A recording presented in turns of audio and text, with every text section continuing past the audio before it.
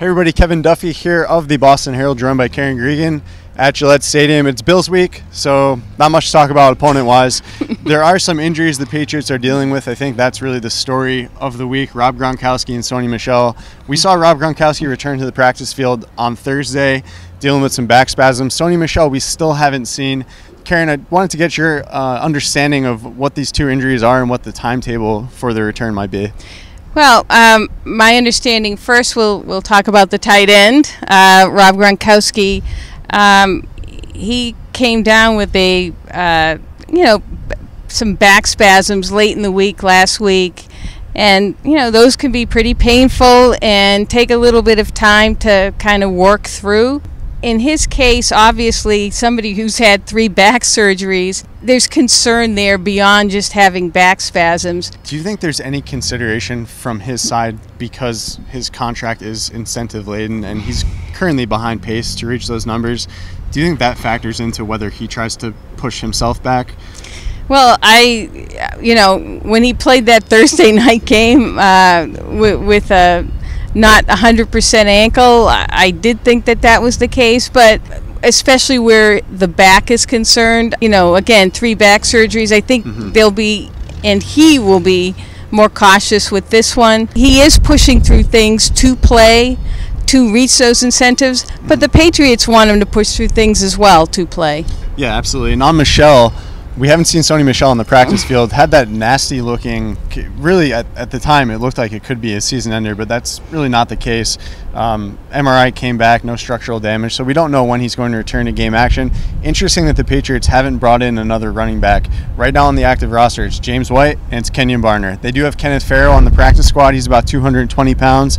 So if Michel's out on Monday night, they could elevate Farrow and use him as kind of a between the tackles player, because White and Barner really aren't those types of players. But I don't at this point think it's going to be a long-term absence for Michel. It might be a week or 2 weeks maybe. Yeah, I agree with that. And again, they're playing the Bills Monday night, so it's not like yes, it is an AFC East division opponent, but it's not a very good one, and they can get by for now with what they have, and they're going to go week to week and kind of assess how Sony Michel is.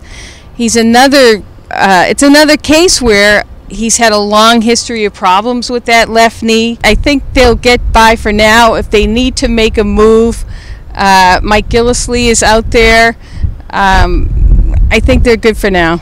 Yeah, I don't think they're going to add Gillislee. I think if they were going to do that, it would have already happened. Speaking of making moves, the trade deadline is less than a week, next Tuesday.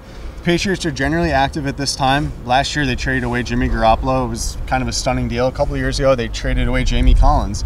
This year I don't know what the forecast is. I don't know if there's a player on their roster that could be a surprise player they trade away, or are they looking to bring someone in? They've also, they traded for Kyle Van Noy at the deadline in past years, so they usually find kind of complementary pieces at this time of year. What do you think the biggest needs are for them? Well, I would go right to linebacker and right to a coverage linebacker. They've still been getting gashed. They can't cover running backs coming out of the backfield, and they've also been having a lot of trouble covering tight ends. Their linebackers just aren't quick enough to cover these guys.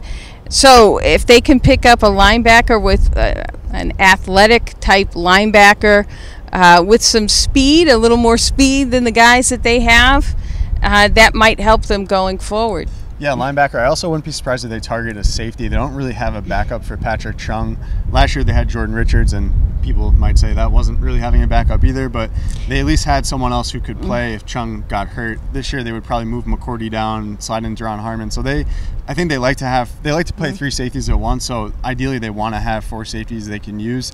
Wouldn't be surprised to see them target a safety. They actually have these hybrids now who are linebacker safeties, so it's possible they might be able to kill 2 birds with one stone. Yeah, absolutely. All right, you can find all our trade deadline coverage and Bills coverage on bostonherald.com. Thanks for watching.